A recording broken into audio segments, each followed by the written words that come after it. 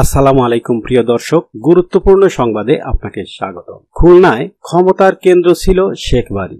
গডফাদারদের বিরুদ্ধে এখনো কথা বলতে ভয়। খুলনা অঞ্চলের সব ঠিকাদারি নিয়ন্ত্রণ, মনোনয়ন বাণিজ্য, চাকরির নিয়োগ বদলি, ব্যবসা বাণিজ্য সবকিছুই চলত এই বাড়ি ঘিরে। লাল প্রাচীরে ঘেরা খুলনা নগরের শেরবাংলা রোডের দোতলা বাড়িটির আনুষ্ঠানিক কোনো নাম নেই, নেই কোনো নাম ফলক, কিন্তু সবাই একে শেখ বাড়ি বলেই চেনেন। ক্ষমতাচ্যুত প্রধানমন্ত্রী শেখ হাসিনার চাচাতো 5 ভাইয়ের বাড়ি এটি। শেখ ভাইয়েরা সবাই ঢাকায় থাকলেও খুলনায় এসে থাকতেন এই পৈতৃক বাড়িতে। এই বাড়িকে ঘিরে যেসব কার্যকলাপ হতো তা কেবল মাফিয়া গডফাদারদের নিয়ে নির্মিত সিনেমাতেই দেখা যায়। তবে এই শেখ বাড়ি এখন একটি পোড়া বাড়ি। শেখ হাসিনা সরকার পতনের মুখে আগে ও পরে গত 4 ও 5 আগস্ট কয়েক দফায় হামলা, ভাঙচুর, অগ্নিসংযোগ ও লুটপাটের পর বাড়িটির অবকাঠামো ছাড়া আর কিছুই অবশিষ্ট নেই। অথচ গত 16 বছরে এই বাড়ি হয়ে উঠেছিল খুলনা অঞ্চলের সব ক্ষমতার কেন্দ্রবিন্দু। এই বাড়ির নির্দেশনায় চলত খুলনা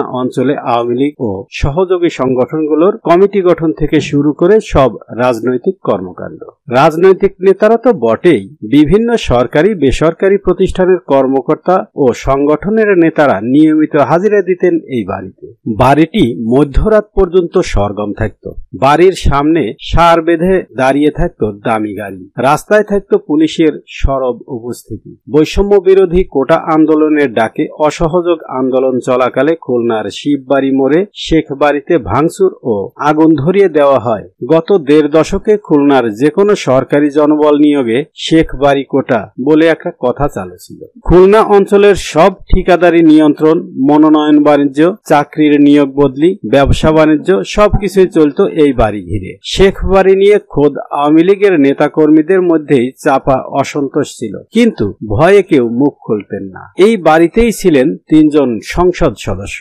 শেখ বাড়ির 5 ভাই হলেন শেখ হেলাল, শেখ জুয়েল, শেখ সোহেল, শেখ রুবেল ও শেখ বেলাল। তাদের মধ্যে শেখ হেলাল ও শেখ জুয়েল সংসদ সদস্য ছিলেন। আরেকজন সংসদ সদস্য ছিলেন শেখ হেলালের ছেলে তন্ময়। শেখ হেলাল ও তন্ময় সম্প্রতি দেশ ছেড়েছেন, তবে শেখ জুয়েল এখনো দেশ ছাড়ার সুযোগ পাননি বলে আওয়ামী লীগের একাধিক সূত্র থেকে জানা গেছে।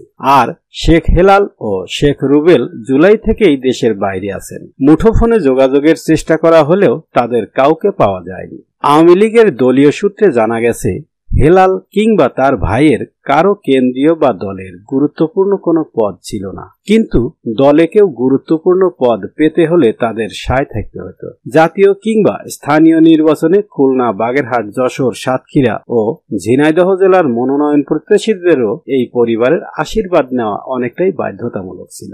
শেখ হাসিনার সর্বশেষ মন্ত্রিসভার এক সদস্য নাম প্রকাশ না করার শর্তে বলেন, শেখ হেলাল বা তার পরিবারের সদস্যদের তদবির এড়িয়ে যাওয়ার মতো কোনো মন্ত্রী প্রতিমন্ত্রীর সাহস ছিল না। বিশেষ করে পানি সম্পদ ও নৌ পরিবহন মন্ত্রণালয়ে শেখ হেলাল পরিবারের দাপট ছিল বেশি। হেলাল ও তার ছেলে তন্ময়ের বাইরে এই পরিবারের সদস্যদের মধ্যে শেখ জুয়েল সম্প্রতি সময়ে বেশ প্রভাবশালী হয়ে ওঠেন। এর পেছনে জুয়েলের স্ত্রী শাহানা ইয়াসমিন শম্পার ভূমিকা দেখেন আওয়ামী লীগের নেতাকর্মীরা। শাহানা সম্প্রতি বছরগুলোতে গণভবনে অবস্থান করতেন বেশি। প্রশাসন ও সরকারের বিভিন্ন দপ্তরে তার তদবির বেশি গুরুত্বপূর্ণ হয়ে ওঠে।